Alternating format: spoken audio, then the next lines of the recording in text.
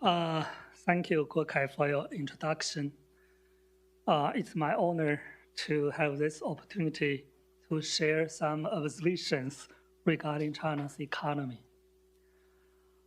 People around the world always wonder why China has been so slow and indecisive to stimulate the economy in the past 2 years. Besides data issues, the inherent contradictions deeply rooted in its economic management framework, which was first set up in 1994, have played a fundamental role. A clear understanding of these contradictions may contribute to better understanding of the policy choices and constraints. Generally speaking, I think 3 issues shall be noted as following.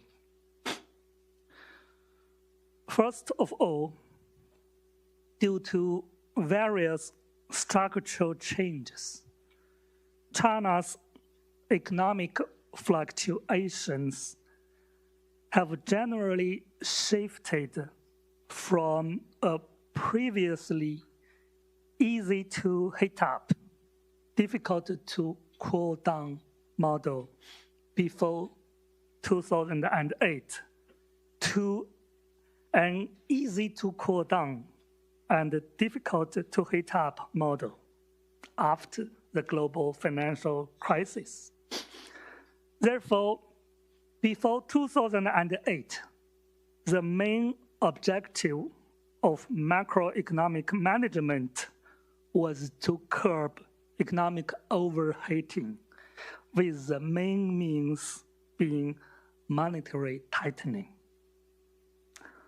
However, on the conditions that the economy was easy to cool down, the main objective must be to boost demand. And against this background, monetary easing is less effective and insufficient. And therefore, fiscal policy has been forced to play a central role in macroeconomic management.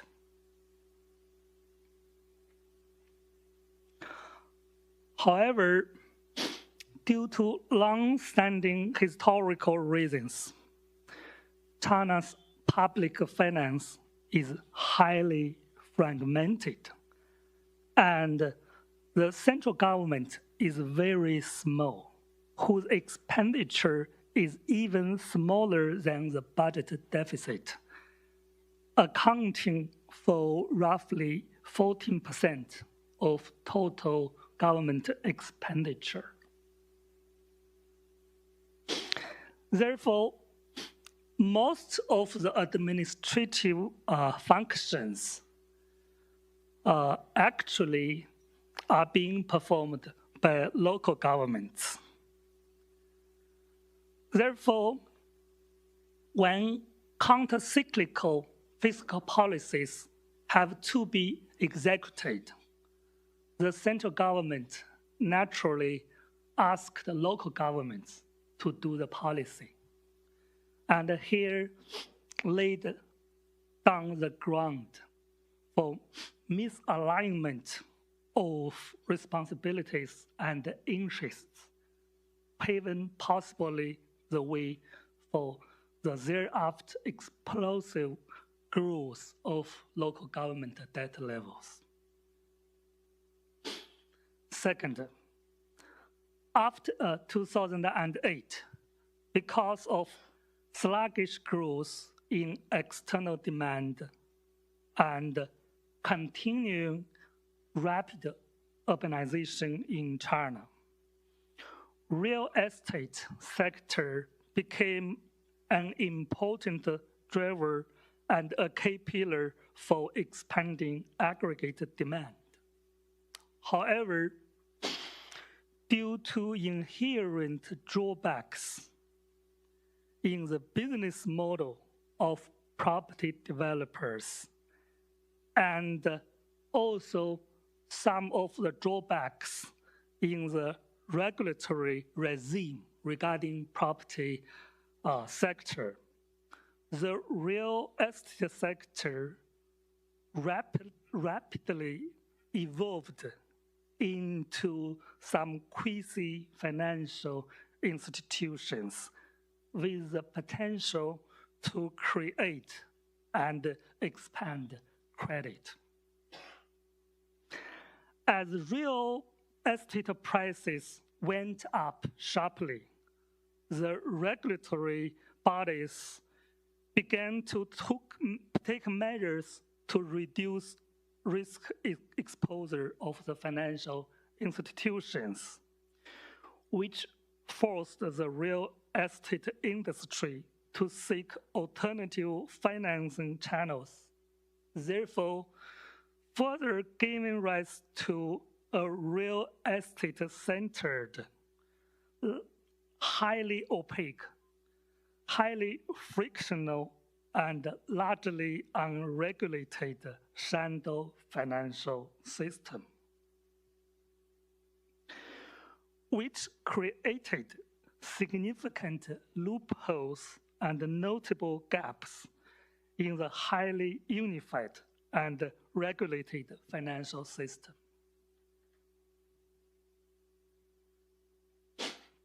Third, from the viewpoint of local governments, budget pressures from economic downturn, the requirements from the central government to do counter-cyclical expansion policies, and the desire of local governments to grow local economy have forced them to seek financing channels besides the more normal channel.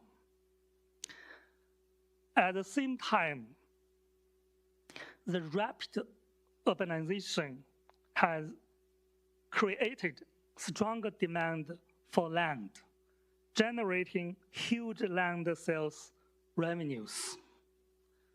Those factors combined together have spawned a shadow fiscal system centered on land transaction and land mortgage, which rapidly integrated with real estate-centered shadow financial systems.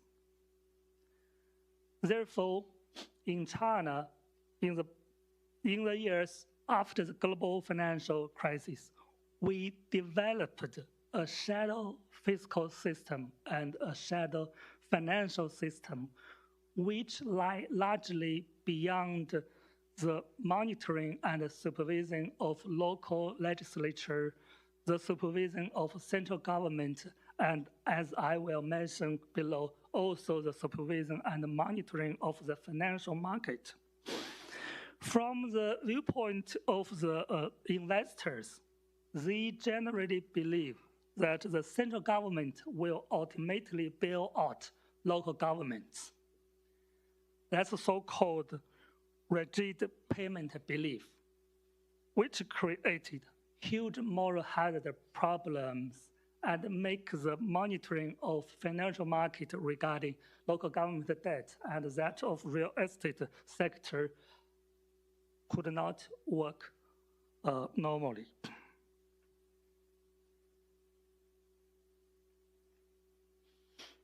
As a result, since global financial crisis, China's debt level climbed up very rapidly along an unsustainable path to already a very dangerous high level, which alarmed the policymakers and the central government, pushing them to take measures to deleverage. Here, the dilemma emerges. When the economy encounters big headwinds, if the policymakers decide to stimulate the economy, the debt level may shoot up again. If they do nothing, the economy may fall into recession and deflation. Therefore, a systematic solution to reform the shadow fiscal system and shadow financial system must be done to systematically deleverage the economy while also smoothly manage the economy. However,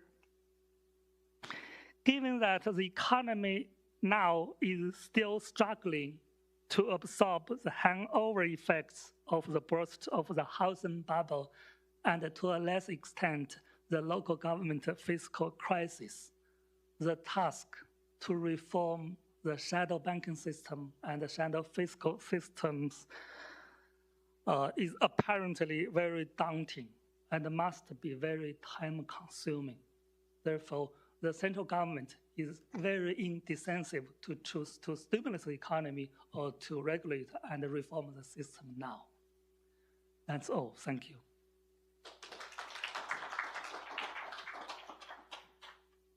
Share your thoughts and leave your comments below. If you like what you watched, hit the like button and don't forget to subscribe to this channel for more engaging content.